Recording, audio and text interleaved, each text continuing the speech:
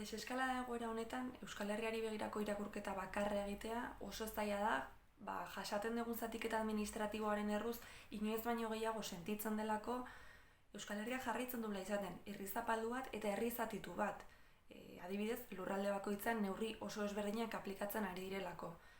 Eta zentzu berean gogorarazi nahiko genuke, momentu honetan, herrialden artean edo probintzien artean mugitzeko dagoen debekua, baino askoz ere gehiago luzatuko dela ziurrenik, Euskal Herriko iparraldetik hegoaldera edo alderantziz mugitzeko dagoen debekua, beste behin ere azalaraziz Euskal Herriaren baitan jasaten ditugun muga inposatu hauek, ezta?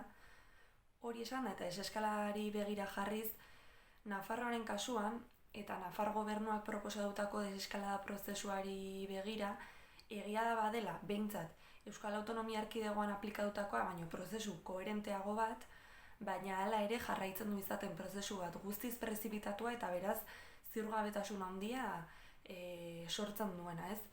Hori esan da hala ere sortzen zaigu galdera orokorrago bat, eta da deseskalada norantz ari den norabidetzen.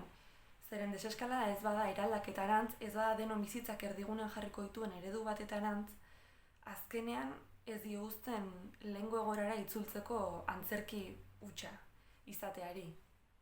Eta Euskal Autonomia Erkidegoaren kasuan, momentu nahiko arraro batean topatzen gera, ez? Ez fase batean eta ez da beste batean, ere ez bien artean. Eta hori horrela izan da, galdera da evidentea. Baldintzarik ez bazegoen, zergatik aldatu gera fasez. Ez baldin badago baldintzarik lagunekin edo familiarekin elkartzeko, ez baldin badago baldintzarik kaletik lasai ibiltzeko, zergatik aldatu gera fasez. Ez baldin bada, soilik, kontsumoa sustatzeko, edo eta bereziki balizko hauteskunde batzuk deitzeko justifikazioa lortzeko. Zentzu horretan, beste behin ere PNV-ek alderdi interesen mesedetan jokatu du, eta horrek sortzen du haserre handia eta ziurgabetasun handia.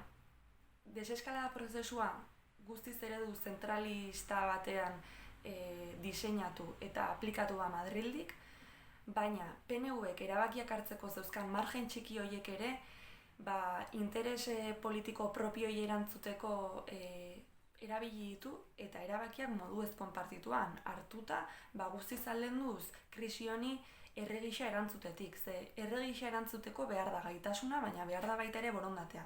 Eta PNV-ek argi erakutsi du ez daukala ez bata ez beste. Hori esan da, hitz egin nahiko genuke baita ere egunero entzuten ari gara normaltasun berriaren inguruan, ez? Batzuei ahoa betetzen zaien normaltasunaz hitz egiten, eta guk ez dugu haien normaltasun zarrera itzuli nahi, baina ez da normaltasun berrira joan ere.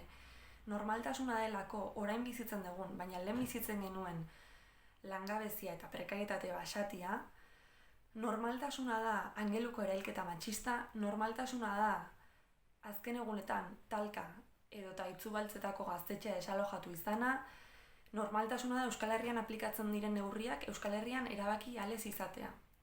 Eta hori esan da, guk ez dugu normaltasun zarrik nahi, baina ez da normaltasun berririk ere, normaltasuna delako injustizia, normaltasuna da zapalkuntza eta normaltasuna da etengabeko krisia. Horren aurrean guk eraldaketa planteatzen dugu, eta hemen eraikiko dugun eredua hemen erabakitzea. Zentzu horretan, gazteok egiten dugun eskaintza eta gazteok egiten dugun aldarrikapena argia da, antolakuntza eta borrokarena, eta gure indarrak buru jabetzaren norabide horretan jarriko ditugu beste behin ere.